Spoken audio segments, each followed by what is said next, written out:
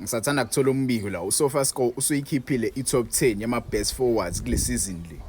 Kule season so far kusadlalwa ama-games awu-8 and indlela ama-forward amaningi ey'misele ngakho kakhombisa ngempela ukuthi ama-team amaningi kule season la ashintshe kakhulu. We see ama-team anjengo-Golden Arrows edlala ngempela. We see iPolokwane City nayo kule season le iyayimisela. Nayo neChippa United nayo siyayibona iyayimisela. So uSofaScore ukhiphe the top 10 best forwards this season so far. Kunumber 9 siyamazi sonke umdlali wathi efika le-South Africa wafikela kwaMaZulu FC mengaphosisi. If I'm not mistaken waqala kuMaZulu FC wasuka kuMaZulu FC waya ku-Royal AM wathi esuka ku-Royal AM waya ku-Stellenbosch FC. Lapho khona ku-Stellenbosch FC wafika wazakhela igama khona esekuwumdlali one of the best players esinabo la ku-Betway Premiership so far. So ungu-number 10 wama-best forwards esinawo ku-Betway Premiership so far yabo kule season le isaqala.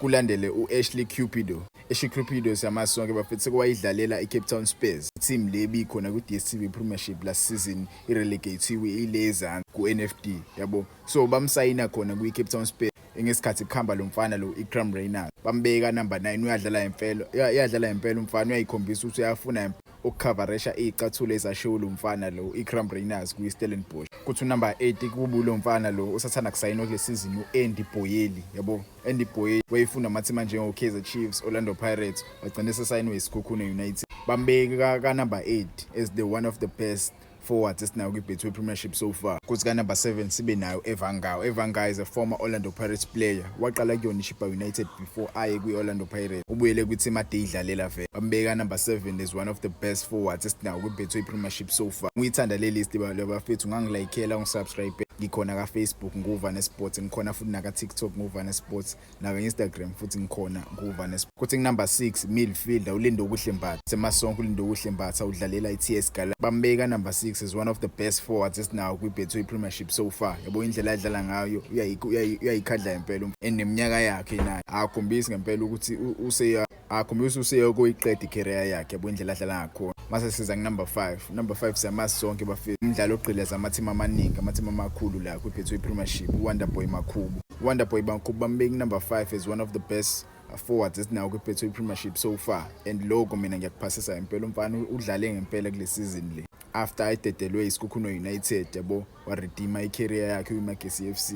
Seyikhombisile impela umfana ukuthi cha kahle yena uyile forward edingayo ukuthi ithole i-team enkulu and uyafuna impela ukuthi abizwe uHugo Broos Lee kwi-squad seBafana ne-height yakhe yamvumela uyakwazi ukusebenzisa ikhanda. Kuthi number 4 sinoSerra Motabeng. Serra Motabeng umdlali we-Royal AM. Ngeke ngazi ufike kanjani la mhlambe yimi ungajwayele ukwabuka ama-games e-Royal AM.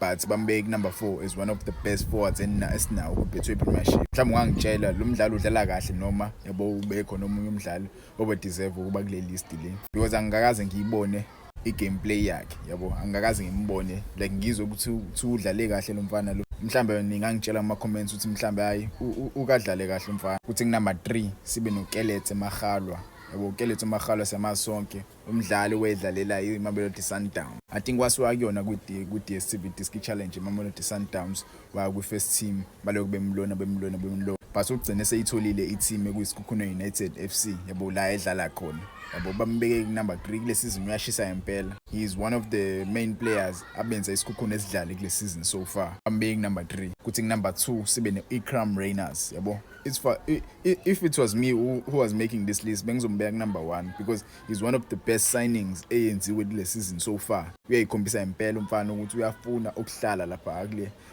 kulesa squad seSundowns, uyafuna ukuyithola i-first start. Bambeki number 2 yabo as one of the best forwards adlalayo kule season so far. Mase kuthi number 1 umdlali wamaZulu FC oloniwe kahle umdlali weMamelodi Sundowns uloniwe, bamlonele kuMaZulu FC. Striker lesu Igodaro bafethu siyamazi sonke bafethu uyadlala lo mjidalo sesambona edlala le kwiChippa United, sambona futhi edlala kwiSuperSport United yabo. He's one of the best forwards esinawo la kwi-Betway Premiership so far. But ukumbeka number 1 ngeke ngazi ke phela. Mhlawumbe ngangitshela ukuthi uba udeserve ukuba number 1 yabo kule list le yabo. Mina mhlawumbe ngambeka uRibeiro because I don't know why uRibeiro ngeke kule list le.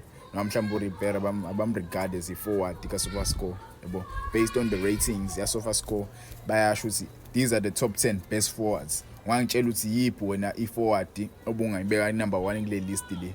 noma kuma-forward owaziyo imaphi ama-forward abedeserve ukungena kule list le. Ungangitshela kuma-comments lapho bafethu, ulike, usubscribe. Ngiyabonga.